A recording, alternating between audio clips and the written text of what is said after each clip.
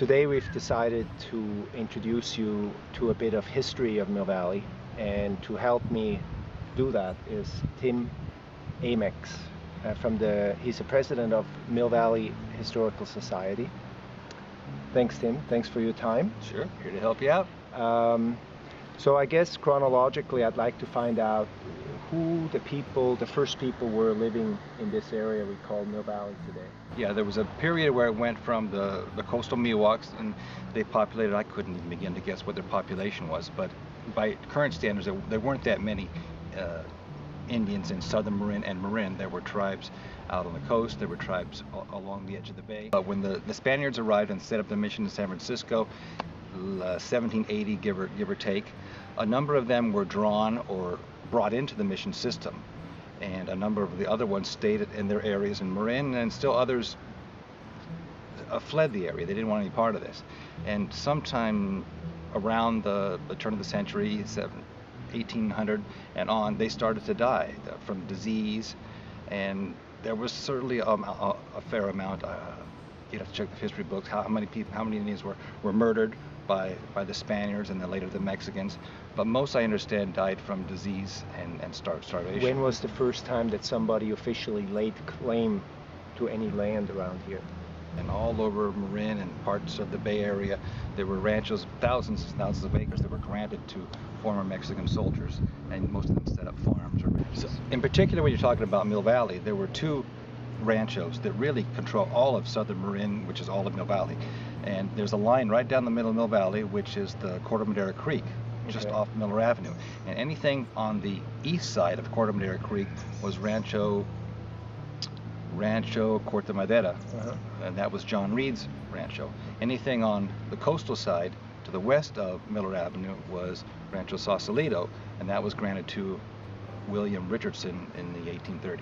And did that second rancho, did that extend all the way out to Sausalito, to today's Sausalito? Yeah, the William Richardson rancho, Rancho Sausalito, was all around Fort Berry and the coast and the Golden Gate Bridge into Sausalito, and all of Mill Valley. We're on it right here, right by the library, all the way up to the top of Mount Tamalpais. Okay. John Reed's ranch, Rancho Corte Madera, the southern tip was Belvedere and Tiburon, and then all the Strawberry Peninsula, and then, as I mentioned, the east side of Mill Valley, the east side of Corte Madera Creek, and it went to more or less downtown Mill Valley, just as you get into Blythedale Canyon, and all of Corte Madera.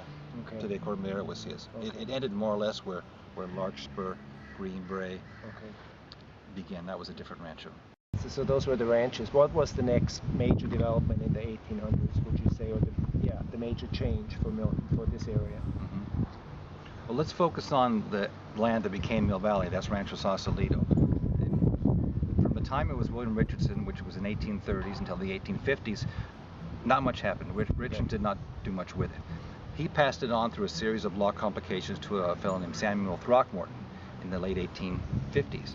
Throckmorton did not develop it as we know it today, where he was selling land for developing or farmers. He leased out little farms to dairy ranchers, and most of them were Portuguese. So that was the next big growth of what was to become Mill Valley. It was between 1860 and 1890 where Throckmorton would lease out plots in areas of old Rancho Sausalito to dairy farmers. And he leased these parcels out. He didn't, or these ranches out. He didn't actually sell any of them.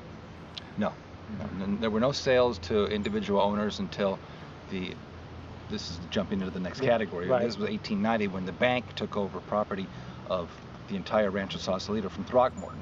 He lost a lot of money, and he ended up having to. He passed away, and his daughter inherited all of Rancho Sausalito. She couldn't hang on to it because of all the debts her father had, so she sold off what was left of it to the savings and loan called the San Francisco Savings and Loan, and they became the title owners of Rancho Sausalito. And who were these people who bought the lots in the 1890s or 1900s? Who were these people?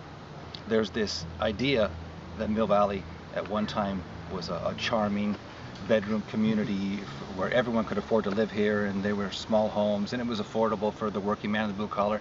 Mill Valley began as a resort or as a home for rich people. The only people that could afford to live here were rich people, and they built their second homes in Mill Valley. Most of the people lived in San Francisco full time, and the first homeowners of Mill Valley were usually rich people buying a second home, a vacation home. You know, today people who have money buy a home in Lake Tahoe. Right. Back then they bought a home So in you can Mill say Valley. 1890, No. that was the first time that buildable lots were sold Yeah. in Mill Valley, Yeah. in this area. I want to say almost nobody lived, because that's not exactly true. People did live in the Mill Valley area, but it was probably less than 100. Okay. Now, read somewhere at the time it was not called Mill Valley, correct? It was called Eastland. It went by two names for about 10 years. Okay. Joseph Eastland was the name of the president of the San Francisco Savings and Loan, so they took his name and applied it to the area that was being developed as Mill Valley. It went by both names, Mill Valley and Eastland. As a matter of fact, they shared the same post office name for about 10 years. In 1900, they officially voted it to be Mill Valley and not Eastland. But in 1890, almost the same year the town was established, there was a train line built from Sausalito into downtown Mill Valley, so people could get to and from San Francisco right away. So those trains, did they end up down here at the depot? Mm-hmm.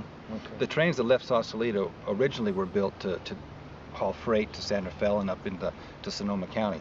But when Mill Valley was established in 1890, you know, surprise, surprise, the owners of the train system also were the owners of this land that were developing Mill Valley. So they built a spur from what is today the high school to downtown Mill Valley. There was a hotel up on Mount Tam. Yeah, I don't know if Cushing owned it, but there was a hotel at the top, just pretty much right where the current day bathrooms are. And so that hotel was built only when the railroad, that was all went in together? The railroad went in and then the hotel was built? Or? Yeah. And how long did that whole, the railroad and the hotel, how long did that last? The railroad and the hotel were built in 1896, and during the fire of 1929, the hotel burned to the ground, and much of the railroad was damaged. They repaired the railroad and got it back running within a few months. The hotel they didn't rebuild, and within a few months the railroad went out of business anyway. There were two things that happened around the turn of the century that made Mill Valley more of a destination for people, not so much to live, but to come and visit. Hiking became really popular in the late 1800s. And people would take the train from San Francisco to Sausalito. They'd take the ferry from Sausalito, take the train, the ferry from San Francisco to Sausalito. From Sausalito to downtown Mill Valley, they would hop on a train. They would get off on downtown, and they would do one of two things. They would either take the train to the top and hike down, or they would hike up and then take the train down. They would coast down the gravity cars. And within a few years after that, there was a group of runners and athletes in San Francisco with the Olympic Club, and they would oftentimes come to Mill Valley for picnics and hiking. And a couple of the young hotshots made a bet, well, who do you think could get to Stinson Beach first by running over the hill, just running over the hill? There was no consensus road or trail. There were no roads to Stinson Beach from Mill Valley. And so these two hotshots just had a bet who could get to Stinson Beach first. They ran over, the Olympic Club sponsored it, and it was so popular that the next year, a year later, they opened it to the public. The public, being about 60 people from the Olympic Club, ran the first Dipsy race. That was 1905. So following the 12 or so years, the 16, 14 years, Mill Valley was mostly a home of the rich from San Francisco. What happened after the earthquake, which was 1906, a lot of those people came to live in Mill Valley, and that time also more homes were sold, or smaller lots were sold for smaller homes, and it became an area of growth after the earthquake where more blue-collar people started to live in Mill Valley. When you talk about the Great Fire of 1929, I believe it was October 1929, the fire started somewhere about halfway up the mountain. I believe it was started by a spark from the mountain railroad, and it destroyed a lot of the Middle Ridge, but it never got down to downtown. So as damaging as it was, it did not destroy the valley. Mill Valley was established as a dry town in its early years, and it went from being a dry town and kind of morphed into the area of Prohibition without there being much of a lag time. And like any other part of the country, there were gin joints and areas. What would you call the areas that sold liquor behind bars, or not behind doors? What was the name of those? Speakeasies. In terms of development, I would think that the construction of the Golden Gate Bridge must have made a big difference around here too, in terms of booming. Can you talk to that a Oh, little sure. bit? After the great San Francisco earthquake of 1906, the next biggest and even bigger impact on the growth of Mill Valley was the building of the Golden Gate Bridge in 1936. And that was when it became even more easy to get to and from the city for commuters. And there was a period between the late 30s and really even after World War II when there were huge amounts of small little 2-bedroom, 1-bathroom houses that were built in Mill Valley, and that was the next big wave of blue-collar people that were able to live and buy homes in Mill Valley. Did Mill Valley look pretty much the way it does today, including the slopes of Mount Tam in the early days? There are two parts of Mill Valley that I think have changed a lot. One would be the amount of redwoods. As I understand it, the canyons, be it in Larkspur or here we're in Cascade Canyon, Blythedale Canyon, other, certainly Muir Woods, there were a lot more old-growth redwoods. Most of those were logged in the mid-1800s. There's been a second growth of redwoods that have survived, and you see them in the canyons. They're quite beautiful, but the original redwoods were all cut down in the canyons. That's one part of southern Marin that has kind of changed and gone back a little bit. The other part are the pine trees on the hills and the slopes of the coast.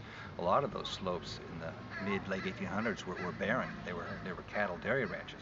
Right. Once the cattle stopped feeding, the seeds from the pine trees grew, and there were pine trees all over. So it's really a lot more woodsy now than it was 150 years ago. I really appreciate your time, Tim. And how do people maybe get on become a member of the Mill Valley Historical Society? Oh, I couldn't tell you the website, but you can Google it, Mill Valley Historical Society, and it sends you right to our webpage, gives you information, photographs, how to become a member. And there is here at the library, there is a downstairs, there's a history room.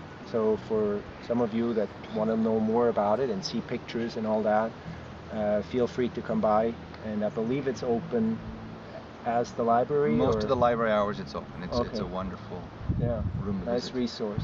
Okay, thanks Tim. You're welcome. Appreciate it.